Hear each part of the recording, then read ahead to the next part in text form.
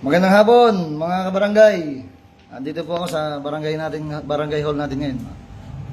Gusto ko lang kung ipaliwanag yung maraming katanungan ng iba tungkol sa 5-2. Kami ho ay muli sa mga nanonood, magandang hapon. Papaliwanag ko lang po yung sistema sa 5-2. Kami ho ay magdadalawang buwan pa lang. Yung mga bumaba po dito ay nung nakaraan pa. Salamat sa Diyos kahit papaano, kahit sila ay natagalan, importante nagkaroon. Ngayon ho, yung iba ay sa bago na lang siguro ngayon sa amin ngayon dahil nung nakaraan kasi binigyan kami ng slot. Ang pinili ko ho diyan ay karamihan PWD.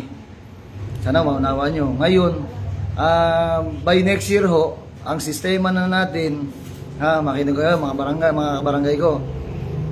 Sa susunod na taon, lahat ng mga biyaya na manggagaling sa munisipyo, ang bibigyan lang po namin ay yung mga qualified na sumusunod sa tagubilin ng barangay. Mulit-muli ko sinasabi, wala kayong ibang maririnig sa akin kundi sa basura. Dahil hangad ko yung kalinisan ng ating barangay. Ang tanong, maraming nagkaroon ng mga mag-asawa, magkapatid ay nasali sa ayuda ngayon. Mapapansin nyo yan. Kasi nga, wala kaming nakitang file na kung ano pa man. Kaya kumbaga, bagamat maliman na kami ay makapanghula na hindi namin alam ay nabigyan na sila ng nakaraan, wala ko kaming magagawa dahil wala kaming dinatan dito. Ngayon, pinaprogram ko yung mga pangalan ng mga kabarangay natin lahat. Simula sa ama at sa mga anak. Ngayon, kung sakali man na sila'y bibigyan ng biyaya, ipoprogram dito, magkakaroon siya ng, kung nabigyan, kunyari ka, si Juan de la Cruz, nabigyan na ng tulong ng munisipyo, lalagyan na natin sila ng kulay doon sa program sa computer. Ayan o, ayan. Yung mga may kulay na yan ay nabigyan na ng biyaya ng gobyerno. Galing ng munisipyo o sa Kapitolyo. By January, pinakikiusap ko sa inyo. Kailangan qualified kayong nag-segregate ng basura. Tandaan nyo, wala kayong problemahin sa basura. Pag marami na kayong basura, mag-chat lang kayo sa amin. Pakukuha ko kahit na ako. Tandaan nyo ang qualified lang mabigyan ng libreng gamot, libreng sedula, libreng barangay clearance. At kung ano pa ang maitutulong ng barangay, yun ay para sa mga sumusunod at sa nakikiisa. Kaya kung kayo pasaway at gusto niyo susubo na lang sa inyo, bibigyan kayo, malabo po. Malabo dahil tandaan ninyo, pinagkatiwalaan ako ng marami, iaayos ko ang aming trabaho. At kung sakali man kayo may mga katanungan sa mga mother leader, o sa kung ano pa man, kuhanin niyo yung number. Tandaan ninyo, susulit namin ang pinasasahod ninyo. Mga barangay, muli, pinaalala ko, by January, mahigpit kong pinaglalabanan ang segregation. Yan lang ho, matupad natin na alam mo kung sino matutuwa. Tandaan nyo, hindi tao. Dahil ang tao, walang kasiyahan. Lahat yan, mapula. Sasabihin, bakit ikaw doon, hindi sumusunod? Bakit ikaw doon, hindi sumusunod? Tandaan mo, pag ilan lang sila, walang problema. Hindi na unang-unang matutuwa dyan, Panginoon. Dahil, sabi ko nga, pinagmamalasakitan natin yung kalikasan. Kahit pa paano, luluwag ang kanyang kalooban dahil yung basura na kung saan-saan lang tinatapon ay ating masisinop. Kaya muli yun lang ang aking tagubilin sa mga gusto ng biyaya na galing sa tulad ng 5-2, tupad at kung ano pa darating. Basta ho, kailangan mamomonitor namin kayo ng mga mother leader at lahat ng mga mabibigyan ay tulad ng sinabi ko ay meron ng kulay dito. Ibig sabihin, nabigyan na kayo ng Ibig sabihin ay nabigyan na kayo ng tulong pambarangay. Ito ay maswerte dahil nung nakaraan pa ho yung iba niyan at yung madami yan ay meron nung nakaraan at meron bago ngayon. Kaya inuulit ko mga kabarangay, hindi porket nagpasa kayo dito, mag-aantay na lang kayo ng tawag. Pinasa dito yung mga papel nyo. Ngayon, titingnan namin sa mga mother leader kung kayo ba'y sumusunod. Dahil pag kayo sumusunod, iiba namin kayo ng lagayan.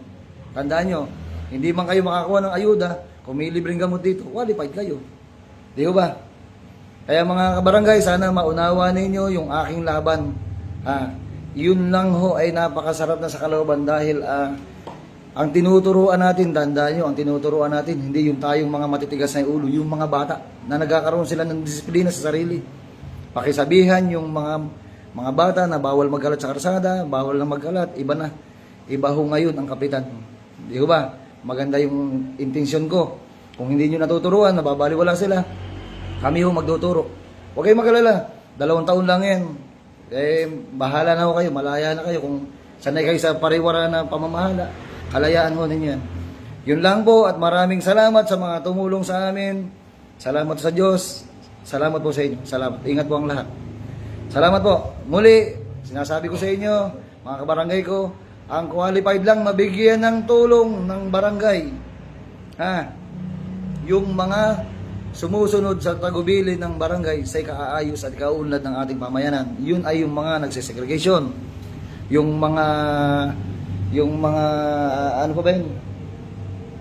Yung talagang kung ano man yung nagiging batas na pinaiiral dito sa Nicolas hindi sila pasaway. Qualified kayo doon. Qualified kayo doon. Kaya Ipapain yung wasto sa basura. yung pa 20-20 sa basura. Meron ako narinig sa Purok 4, Purok 5. Dati na daw kayong pasaway sa dating namamahala. Huwag niyo akong subukan. Ako, ayoko magkomento. Magpapasko, pagbibigyan ko kayo. Pero hindi ubra sa akin yan. Anong inaayos ninyo yung sinesegregate ninyo yung basura nyo? Yung ba yung segregate nyo, pag napuno na yung mga basura nyo, ikinakalat nyo na sa karsada, yung ba yun? Hindi ako papayag. Sinasabi ko sa inyo, hindi ako papayag. Nagmamagaling ka pang dati ka pang tauhan ng barangay, pero pasaway ka. Kilala mo na kung sino ka, huwag mo akong hamunin. Nasabi ko lang sa iyo, nagpapakahirap ako para sa ikaayos ng barangay natin, pero ikaw, pasaway ka. Sinasabi ko lang sa iyo. Muli, pasensya na. Ang qualified lang na mabigyan ng tulong ng barangay, yung mga nagsisegregation, yung mga talagang tumutulong sa ikauunlad ng ating barangay. Yun to, i-monitor namin yan. I-monitor namin yan lahat. Hindi man sa ngayon, mahaba yung aking pakiusap. Pero hindi kami uurong. Dahil ang hangad ninyo, malinis at magandang barangay para sa mga anak natin at sa mga kabarangay natin. Muli, yung mga pasaway sinasabi ko sa inyo, salamat sa Diyos sa mga 102 na nanonood. Sana maunawa ninyo. Hindi kami madamot, para sa inyo yan. Pero ang hinahanap ng tao, sumunod tayo. Sumunod tayo sa ikabubuti ng barangay natin, sa kalinisan. Di ba? Kaya kung kayo man na may katanungan, mag-ano kayo dito, magpunta kayo dito para malinawan yung mga katanungan nyo. Malaya po kayo, kalayaan nyo magtanong at kung kayo man ay may napapansin mali, sabihin nyo ninyo sa akin o sa mga kasama ko at kakausapin natin yung mga kasama natin na naglilinis kami ng sarili namin pagkatapos yung mga kasama pala kami hindi maganda, pakisabihan yan para hindi na siya magpapagpatuloy pa. Yun lang ho, salamat sa kanina, 100 do, ngayon 90. Salamat ho, magandang hapon sa inyo lahat. Papatay ko na po. Muli. Sana, ano na lang ho ninyo, panoorin na lang ho ninyo panibago para kung ano man yung sinabi ko ay maunawaan ho ninyo. Hindi porket nagpasa kayo dito, ay qualified na kayo. Sabi ko nga, i-monitor namin kayo para maganda. Salamat po at magandang hapon. Salamat po. Salamat sa Diyos.